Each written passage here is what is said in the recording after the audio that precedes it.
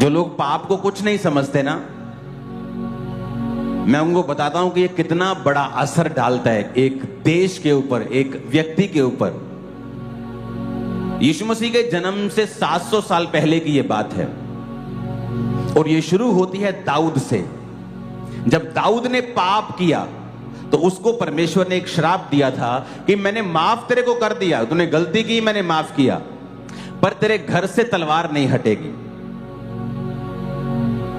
तो दाऊद ने जब अपने बेटे सुलेमान को राजा बनाना था तो उससे पहले दाऊद के दो बेटे मर गए थे तलवार के साथ।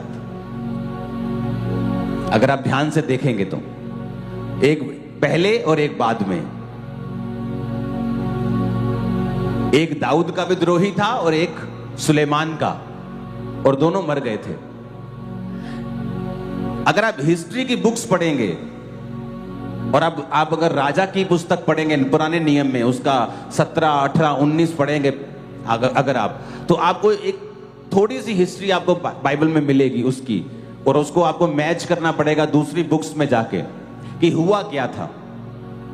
जब दाऊद ने पाप किया और उसके बाद सुलेमान भी पापी बना और उसने बहुत सारी स्त्रियों को बिहाकर परमेश्वर के पीछे चलना छोड़ दिया, तो उससे परमेश्वर के राज्य में दो फाड़ आया, पार्टीशन हो गई।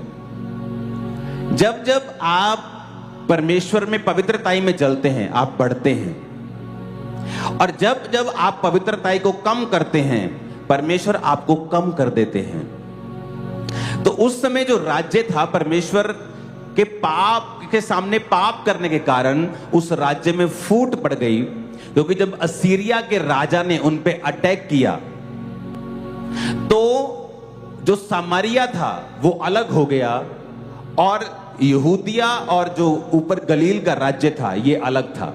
यहूदिया और गलील के राज्य के लोग आपस में मिलते थे और समारिया के लोग जो थे वो अलग हो गए थे।